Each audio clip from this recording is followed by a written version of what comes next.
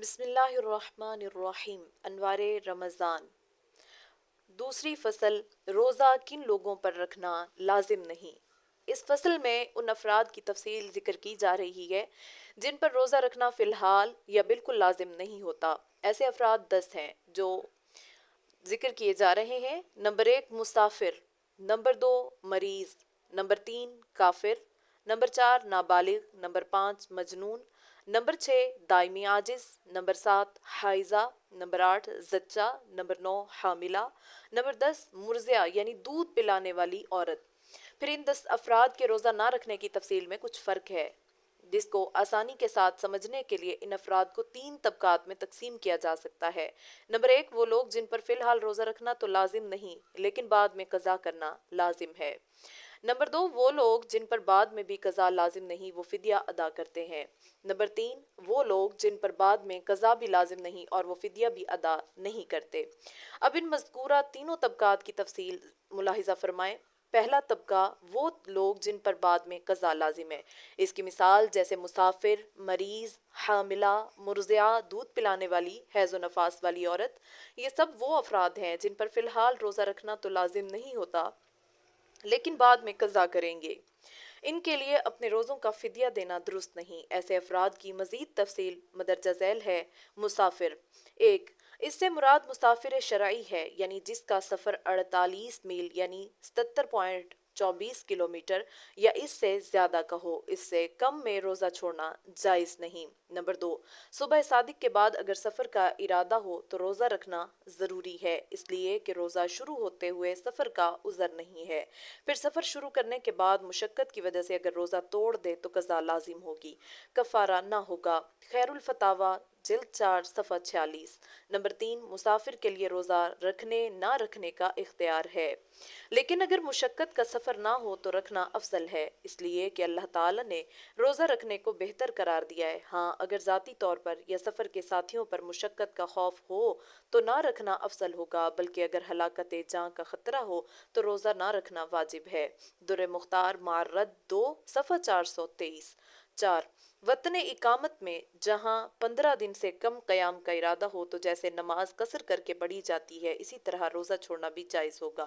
عمدۃ الفقہ 333 صفحہ۔ مریض، نمبر 1 مریض کے لیے شرعاً روزہ چھوڑنا جائز ہے اور جب وہ صحت مند ہو جائے تو اس کی قضا کر لے، فدیہ لازم نہیں۔ قرآن۔ نمبر 2 مریض سے مراد یہ ہے کہ جان ضائع ہونے یا عضو تلف ہو جانے یا نئے مرض کے پیدا ہونے یا موجودہ مرض کے بڑھ جانے یا دیر میں صحیح ہونے کا خوف ہو۔ اسی طرح اگر صحت مند شخص کو تجربہ سے یا کسی مسلمان ماہر طبیب کے بتلانے سے مرض کے پیدا ہو جانے کا غالب گمان ہو تب بھی روزہ چھوڑا جا سکتا ہے۔ رد المختار 2 صفحہ 422۔ نمبر 3 اگر کوئی مریض صحت مند ہو گیا ہو لیکن اس کی جسمانی کمزوری ابھی باقی ہو جس کی وجہ سے دوبارہ بیمار ہو جانے کا اندیشہ ہو تو محض اس وہم کی بنیاد پر روزہ نہیں چھوڑا جا سکتا۔ جوہرۃ النیرہ 1 صفحہ 142۔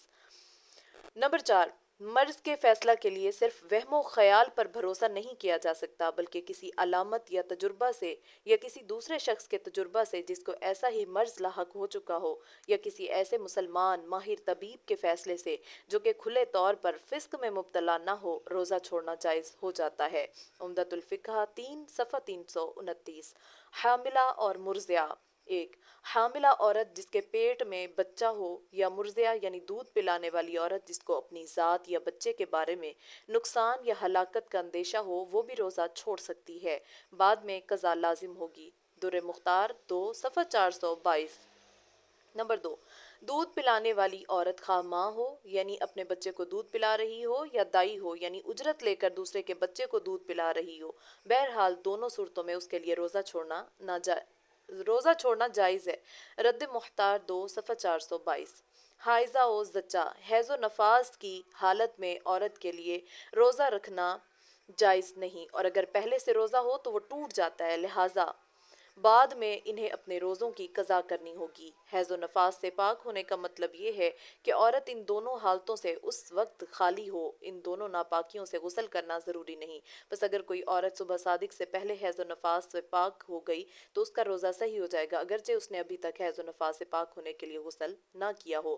عمدۃ الفقہ 3 صفحہ 200۔ دوسرا طبقہ وہ لوگ جن پر بعد میں بھی قضا نہیں بلکہ روزہ کا فدیہ لازم ہے۔ اس سے مراد وہ لوگ ہیں جو بڑھاپے وغیرہ کی وجہ سے روزہ رکھنے سے دائمی طور پر عاجز ہو گئے ہوں، یعنی مرنے تک بظاہر روزہ رکھنے پر قدرت کے حاصل ہونے کی امید نہ ہو اور وہ مسلسل کمزوری کی طرف گرتے چلے جا رہے ہوں۔ ایسے لوگوں کے بارے میں شریعت کا حکم یہ ہے کہ وہ فی الحال بھی روزہ نہ رکھیں اور آئندہ بھی ان پر روزوں کی قضا لازم نہیں، البتہ انہیں اپنے روزوں کا فدیہ ادا کرنا لازم ہوگا جو فی روزہ ایک صدقہ فطر کی مقدار کے برابر بنتا ہے۔ مجمع الانہار 1 صفحہ 250، احسن الفتاوی 4 صفحہ 430۔